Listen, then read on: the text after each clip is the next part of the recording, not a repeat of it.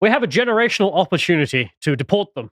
And I am a bit weirded out by some people not seeing this as the, silver platter that it is of the reason as to why we on the British right and the American right and the French right and the German right and the, oh God, we'd be here forever. The right. Yeah, the right. The left, right. Weirdly enough, yes. Paul Embry over there, Blue Labour or whatever. We'll actually correct about the world, which is that maybe we shouldn't import loads of people who hate us and want us exterminated. And I know this has been a difficult debate in the West. I mean, there are two sides to that debate, somehow. The people who want to live and the people who are ignorant. Yeah. And finally, we've been given this golden opportunity, I think, of the Israel-Palestine conflicts spinning up so much in the media and the elite circles over the past week or so, let's say. And I wanted to just go through this because it's something we should grab with our arms and be like, finally, yes, please, because we know what actually works, which is, peace and stability. Once you have that, you can then argue about economics and everything else, what kind of rights you should have. Don't gesture at me dismissively when you say that. I want the guns, you want the drugs. I don't know what's wrong with that. I want the guns as well. Oh, okay. And then, the drugs go away. Well, okay, well, this is my point. I'm making a case that we should all work together on this. Because I saw this. This lady has deleted these tweets because of how embarrassing they were. She's, I believe, a Jewish lady. She decided to tweet out, Jews marched in Selma. Jews marched for George Floyd. Jews showed up for Black Lives Matter. BLM is a disgrace because of the tweets they did, being like, killing babies. It's kind of our thing. And then she ends off with, we will all still be there for you guys next time. What? Because that's who we are, but now we know who you are. And in case you think she's arguing, oh no, we'll be there for the black community or something, not BLM. No, she followed the side with like, no. The BLM is a terrorist organization. We'll be there for them. What? Classic insane person on Twitter who has just dealt with this worldview of like, oh, I love BLM. Hang on a minute, they want to kill us all, and is not really sure what to do. She's struggling. A little rescue dog over here. I have, genuine concern for this person's mental health. Just like these people are terrorists. They, they hate us, but also we'll be with you next time. It's like, okay, well, maybe you should learn a lesson instead and abandon all of that. You friggin' lunatic. The left's impulse to self-destruct really is that strong, is it? Because, of course, modern Jewish leftists have got a lesson to learn here, and if they would please stop being leftists, they might be useful, because Jewish rightists have been very useful in arguing the cases like, maybe you shouldn't import loads of Palestinians to America because I'm a Jewish American, and we don't get along. Is usually the conversation you have with them, and they're like, yeah, this is why I support the right, trying to close the borders. And it's like, yeah, okay. I know it's a bit of a tangent, but did you see that video clip of the protest in London where they tried to graffiti a Palestinian flag, but instead they did the flag of the Czech Republic? They forgot to do the two stripes, instead did one through the middle. I hadn't seen that, but that is funny. They don't even know their own country. But the point being, we're not for mass migration of any group. We want to keep the ethno-states in their situation where the ethnic groups have the right to their own homeland, and in that sense can have, mild amounts of immigration and exchange, blah, blah, blah, but not the literal, massive cultural and ethnic change that we see in London or in America or in Germany or I'd be here forever again, wouldn't I? Mm-hmm. Because, of course, the left, to be consistent in its rhetoric, that, they appeal to, well, people have a right to self-determination in their homeland, and that's why colonialism is bad, except if you're European. Yeah. If you were a colonial of any other type, the Turks. So ancestral revenge, very much on the menu, apparently. But in case you're wondering about the cost, I mean, we're going to have to stump up an extra £3 million for some reason. I was expecting it to be more, actually. This is specifically to enhance the safety of the British Jews from, I presume, Bob, 65, who... Is that £3 million to give them special stars so the people know to protect them? I mean, what are they doing with that money? I think it's for... well, they say it's for charity here, but it's going to result in more bars on windows and security details at Jewish schools and whatnot, and synagogues. I mean, if you go to them in this country already, you'll see them. Like, you'll go to a school and you'll see bars on the window, like you're living in Gaza, and you're like, but this is England. I mean, the modern state education system is already enough like a prison. I mean, they don't need to do it anymore. Yeah, having to have that level of security is, something apparently we now have to pay for. Speaks of policy failure, doesn't it? It's almost like, yeah, exactly right. And speaking of that, it really hits home when I see stories like this. We mentioned it yesterday, but I'm going to feature it today. I mean, this was yesterday. Today is apparently the International Day of Jihad, according to Hamas. They want Muslims to rise up and Do things. things. Yeah. Write strongly worded letters, I'm sure. Have a civil debate. For some reason, the Polish people are not worried about this International Day of Jihad. They're all going to work now to worry about it. But I in wonder why Swindon, that is. yesterday, this guy decided to go down to a pound shop and start screaming at some worker that he was going to cut her head off. I was like, okay, why are you in Swindon, Mr. I love beheading random women for not supporting Hamas? That's a very strange thing to do if you're angry at Israel to go to a pound shop. That's a bit anti-Semitic. I mean, come on. Come on. We're just going to do Jew jokes. But you can see here as well, like, this guy's from London. He already had convicted terror offences. Why is he here? London. Yeah. Convicted terror offences, just like, yeah, we need this guy. And this was the pound shop on Swindon's main high street as well. Yeah, one below. Mm-hmm. Whole side point, I did have a friend round, and she pointed out that most of our pound shops, if you don't know what a British pound is, just sound like sex shops. You know, Poundland, one below. What's the other one on the high street? I forget. Pound Stretcher. I don't go to any of these places. That was grim. That's the Pound Stretcher. Yeah, in that context, that's horrific. Anyway, but this is, just why do I have to live like this? And I went on to talk about the demographics. It's like, well, what? Who did this to us? Why did this happen? It didn't have to happen. Is that Regent Street in central Swindon? Is it? Yeah, this is where I live and where this happened. Where I live, yeah. 25% white English Welsh. I'm surprised it's that much. A lot of the time when I'm walking to work, I'm the only English person. Yeah, you definitely see it. And it's so sudden as well. Like I mentioned about Canada before, is that you can hear the accents. It's like you haven't been here for 10 years and picked up a local accent at all. Like you people have clearly just come here in the last 5 years or under, and you've still got a strong regional accent from where you're from. This level of change is perfectly normal, I'm sure. Which is why I say we should grab this issue with full hands and try and use it to try and save the West as well. I wholeheartedly agree, yeah. And you can see this going on. I mean, in London, you can see a lot of Jewish accounts. You can see anti-Semitism. Stop anti-Semitism here. Well, that'd be weird if there was an anti-Semitism account on Twitter. But anyway, 2 London ladies, as you can see here, ripping down posters that are talking about the dead children. So they were like, here's the children that Hamas killed. Here's their faces. This is why you should side with Israel. Female Muslim Morpheus there tearing down the posters. So yeah, London ladies. And I'm just sorry. I'm so sick of sitting here and being like, yeah, average London situation. It's like, well, maybe we should try and save the West and not have this happen. To be fair, they are the average Londoners at this point, aren't they? And that's the point. We should be using this as an instance to point out, if this is what it takes for people finally to listen to the argument of why mass migration fails, the multiculturalism will literally start killing each other. Okay, fine. This will be the argument. To be fair, if they were just taking down posters in general, I would approve. Just any poster. I think you shouldn't put them up. They make a place look worse. An argument for it. Sorry, I didn't mean to go on a tangent about litter. My problem with the Israel Palestine conflict, too much litter, I tell you. But you can see, I just want to advertise Lads Hour. We did this yesterday, ranking British cities. And you can go check out the, news there in case you're thinking of visiting. And London is not one we would advise, of course. But it's not just London. I mean, as I mentioned, all of the other countries of the West had the same situation, except for some reason Eastern Europe. You can see here, this is in Philadelphia. Some guy shouting, I salute Hamas for a job well done. So he's not...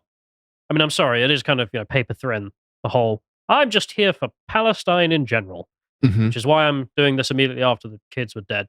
Like, before the strikes have happened on Gaza, people went out and did this. But this guy wasn't even caring. He just went, yeah, I support Hamas.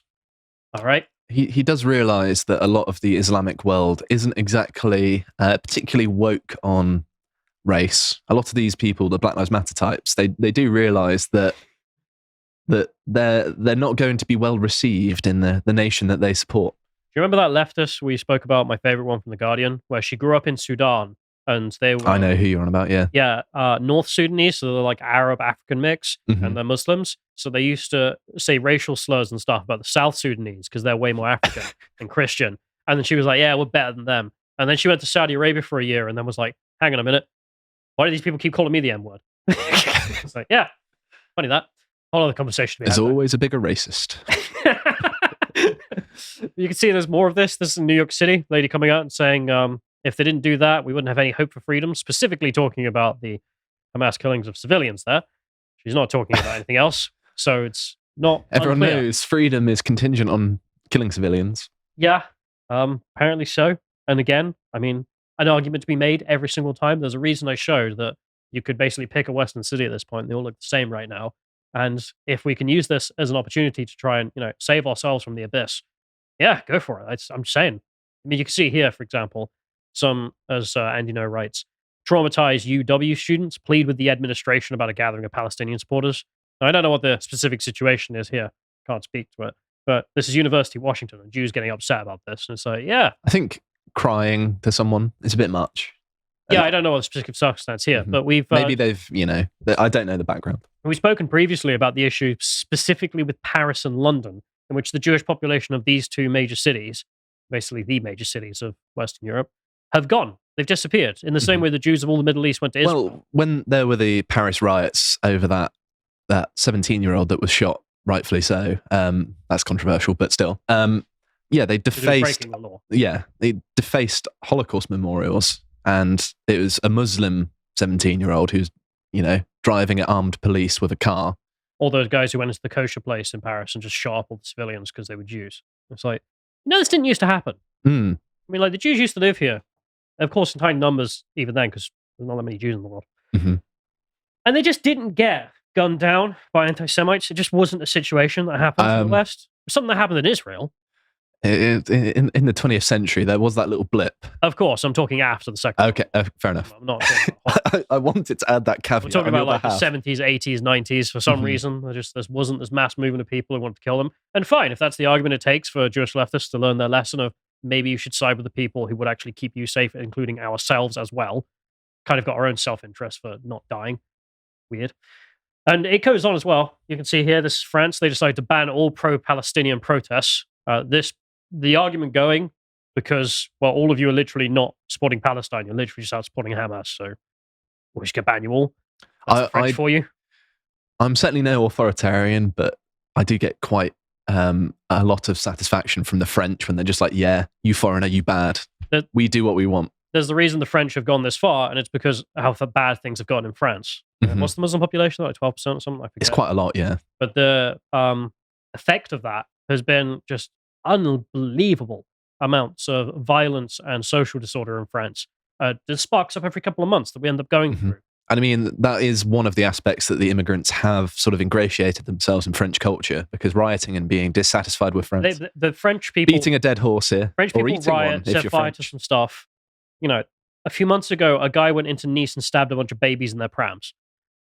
There's a massive difference between what's going on. And the French, as a response, have ended up in this situation. I mean, I did see a lot of people, especially like Mehdi Hassan, who fled to America because of how much of a joke he was here, who was like, well, so much for free speech in the West, am I right? It's like, bro, there was a guy stabbing babies in their prams. Yeah, so much for free speech in the Middle East. That wasn't even a big story. I remember I was in France. I remember speaking to people at the time being like, so is this it's blown up in English media? Is it blown up in French media? And they were like, oh, well, it just kind of happens. I was like, that's how they live. That's such a horrible thing to just accept as a part of daily life. And it just happens. No, it never used to, did it? There's a reason France ended up like this, banning all pro-Palestinian protests. And it wasn't just because of this specific instance or anything to do with Palestine, really. It's to do with the wider problems they've had for years because of, mass migration and its effects on the human civilization. Anyway, but it's not just Paris, of course. I mean, you can see here, this being in Paris, this is the French response. Oh, wait, can you spot the French guys? It's overwhelmingly people who consider themselves, well, closer and more loyal to other places than Paris. Strange that. Yeah, it's... You don't see any French flags there, do you? I know it's a pro-Palestine thing, but still, they normally sneak at least one in. But it's the point of you never used to have this in 70s Paris, I assume. I'm a bit ignorant. I wasn't alive then. Well, to be fair, a lot of the sort of... But you'd be looking at leftists, wouldn't you? Yeah. You would be looking at white leftists who have gone to college. It would not be, well, let's say the locals. We'll put that now. That's true, yeah. So we'll move on. You can see the size of it here. Just Visegrad doing that. And they're like, yeah, weird. For some reason, in Poland, no noise whatsoever. And then you can see the French police turning up. They threw tear gas and dispersed water cannons and riot police to get rid of it because it's now banned. There you are. That's France. I wonder how they got to the point of banning these protests. I'm sure it just came out of the blue. Absolutely dumbfounded. Everyone knows that the French are just massive bigots, aren't they? And you can see even the word bigot is French. This is in Vienna. This story's pretty, fucked. You see this person here just says... Is that the politically correct term, is it? Yeah. And this person says, in my city, 80 years ago, the Jews of Vienna were rounded up by the Nazis, beaten up, spat on, and some were raped and murdered and then forced to clean the pavement. of the German word. And in that exact same place, last night, 400 Arab migrants marched through the square screaming, "Gas the Jews." Blimey. Do you see my point? Do you see people might listen to us for once? I mean, if we can not grab them with any other things, apparently we just have to grab them with the Israel-Palestine conflict. Whatever. Grab them and take the generational opportunity to be like, yeah, maybe we shouldn't import people en masse. Maybe this will lead to massive internal conflict that we never used to have in the same way. You know, for decades after the Second World War, we were all fine with each other again. Maybe we could do that. I'm just saying. You can see here, Visegrad posting about the police that turned up because this particular protest was declared as pro-Hamas by the Austrian government, and of course was therefore illegal because, well, they're a terrorist group in Austria. So there's that. Well done, Austria. And I don't want this to be the outcome. So this is the meme people were sharing. When you know you're in Europe and there's about to be a lot of doctors and engineers and lawyers turning up, just the clown face of Ryan Reynolds there. I mean, this is the solution you've seen from a lot of people saying, oh, why don't we just move all the Arabs to Europe? No more. Why don't we move them to the Arabian Peninsula? How about that? But we've gone through this for what, about a decade now? I think it's been the worst, maybe 2 decades. It's been just awful for Europe, this way of operating and its consequences. And in which case, if we can take this as a turning point, let's do it now. If we can't do it for any other period, fine, we'll do it for now on the Israel-Palestine conflict. Never again should we have mass movements of people from anywhere to Europe. Europe should have its own situation in which it can live in peace instead of having to deal with every other conflict around the world because the populations from there now live here and are killing each other. Is that too much to ask? We should have some sort of scheme where we just send people out there. Just say, oh, you want to sympathize with Hamas? Well, we'll fly you out there. You can volunteer. Oh, whoops, you've been blown up. Oh, how terrible. And people might think I'm being a bit optimistic. I haven't been guilty of that usually, to be honest.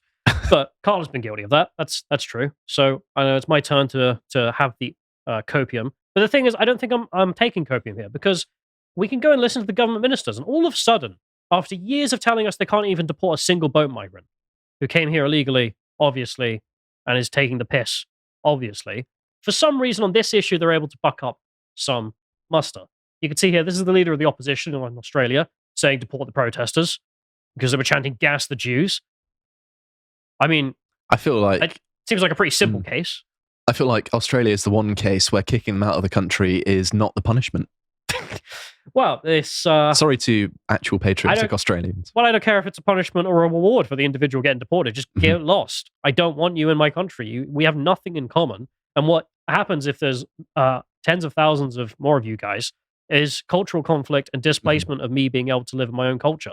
You're allowed to stay if you teach the Abos not to drink petrol. Good luck with that. But Australia's not the only one that came out and went deport. You can see here the French government just instantly came out and went deport. This is the government as well, not the opposition, as you can see here. The Interior Minister ordering that all foreigners who commit anti-Semitic acts are to be deported immediately. There have already been 3 people expelled here, so that'll be growing. I assume everyone at that protest there is up for deportation if they have a foreign citizenship. Hopefully so, yeah. You're engaging in a legal protest for a terrorist group, as the law will be written, in which case, bye-bye. Bye. Bye-bye. Like the Sam Hyde meme over here. Because, frankly, yeah, weirdly enough, I remember, and people have rightly pointed out with the UK, because that's the last one here, you can see just coming out, foreign students and workers who praise Hamas could be expelled from the UK. There was the grooming gang situation, and there was a particular case we focused on because it summarized how little the establishment care about us. And it was a case of, I believe it was girls in Rotherham. There were 3 suspects who were all convicted of it. I believe 2 of them, if I'm getting this correct, John Button, if I'm getting it wrong, were foreigners. They were from Pakistan. They had Pakistani citizenship. And what ended up happening is they were released early and met their victim in Asda. Oh, yeah, I remember hearing about this. Gave her massive trauma. That's And you don't want to run into your abuser, do you? So we ended up organizing protests and letters to the Home Office being like, what the hell are these men doing here just to deport them? They have Pakistani citizenship. And then they managed to get their Pakistani citizenship revoked or whatever. Then the Home Office were like, oh, we can't deport them now. I was like, sorry, we have a man who raped children. Sorry, multiple of them. Not just these 2, of course, but many others throughout the scandal in the UK. That could easily be deported, and the government never did. They never had the muster to even deport child rapists on our own soil. That we had in prison and convicted in the evidence and blah, blah, blah. Okay, fine. Apparently that's not enough to solve the situation. I'll take this then. I will definitely take this as something we can start getting rid of people and lowering the level of immigration. Is that too much to ask? Of I mean, course it not. seems that the whole West agrees now at this point that I'm right. Okay, that's cool. That wasn't the case 2 weeks ago. If you're a Conservative minister watching this, send this segment to your, superiors. Well, I forget the name here, but here we are. Robert Jenrick, however you pronounce it. He's in charge of immigration right now. Mm-hmm. I have seen him given speeches in Parliament, and whenever it comes to the illegals, he is correct on the wording. He always just says they're illegal, need deporting. But then do it. You have such political capital in the public supporting you, getting rid of anyone who has to do with this terrorist organization. Why not just get rid of the rapists and everything else while you're at it as well? Just saying. And, well, fine. We have a generational opportunity. Let's take it. If you appreciated that segment from the podcast of the Lotus Eaters, you can go to lotuseaters.com to get access to all the premium content that's on the site, such as the Contemplation series, this episode on right-wing wokeism part 2. If you'd like to find out what else is being put out, you can follow it on Getter at lotuseaters_com on Getter. Thank you and goodbye.